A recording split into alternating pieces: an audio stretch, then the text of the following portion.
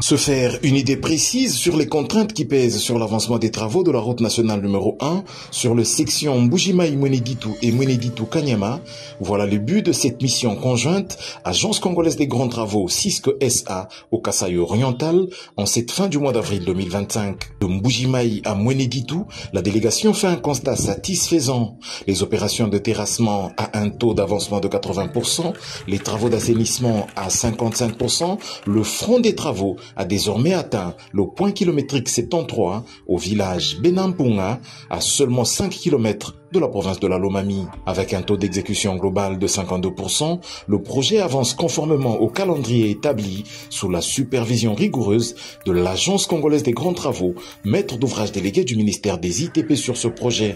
Sur la section Mweneditu-Kanyama, un premier fait remarquable avec ces travaux, c'est la reprise du trafic des petits véhicules entre Mweneditu et la cité Luputa. La délégation a également visité le pont Louilou sur la rivière Lubilangi entre le territoire de Louilou et celui de Kanyama qui devrait subir d'importants travaux pour correctement jouer son rôle à l'avenir. Piloté par l'Agence congolaise des grands travaux en partenariat avec CISC SA, ce projet stratégique est exécuté par le groupe chinois CREC, réputé pour son savoir-faire en ingénierie routière.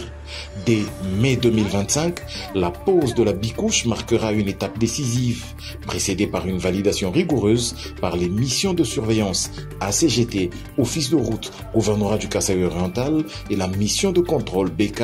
Raphaël Bukumba est le directeur adjoint à la direction de gestion des projets sous financement du programme sino-congolais à la CGT.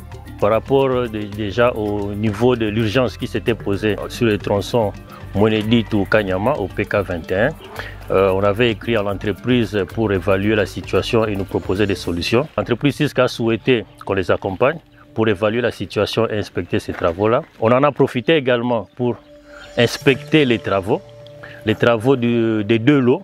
Le lot 1, Mbujimayi-Mweneditu et Mweneditu-Kanyama. Pendant le parcours, il y a eu quelques difficultés que les missions qui sont sur terrain, la mission de contrôle BK, la mission de contrôle du lot 2 Delta et notre propre mission de surveillance de la CGT. Et il fallait inspecter toutes ces difficultés-là et trouver ensemble, conjointement avec les différentes parties prenantes, les solutions à y apporter. Vendredi 25 avril, la mission a visité la traversée de Mbujimayi, également prise en charge par le projet.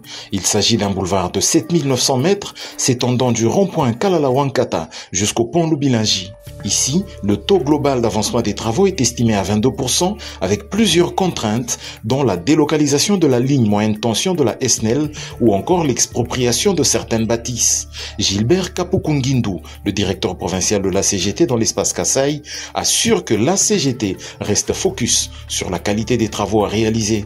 Nous pouvons rassurer à la population du Kasaï oriental et aussi de la province de Lomami que la CGT, avec toutes les parties prenantes au projet, que nous avons l'office de route, la mission de contrôle BK et aussi nos partenaires de CISC qui travaillent avec nous dans le cadre du programme sino-congolais, que cette route sera livrée dans les meilleurs délais. Et nous aurons aussi une route de qualité qui va pouvoir permettre à ce que la population puisse se mouvoir facilement. À noter que les bases vie et les ateliers des entreprises chinoises CREC 7 et CREC 6 ont été également visités. Au village Tchela, au PK99, se trouve une grande base vie avec une importante carrière qui est en cours d'exploitation.